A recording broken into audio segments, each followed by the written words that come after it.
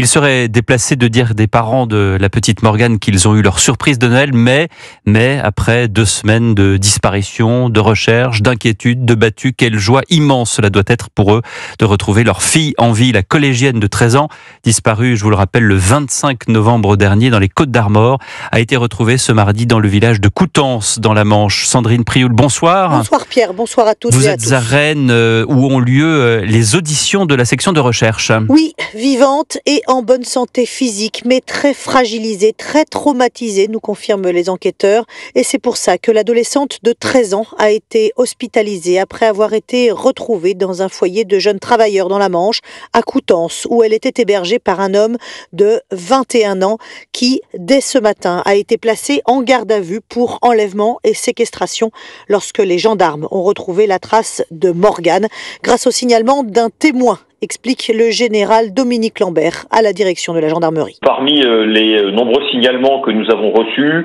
l'un d'entre eux a été plus intéressant que d'autres, a pu être exploité rapidement et nous avons pu dépêcher en urgence des enquêteurs à Coutances.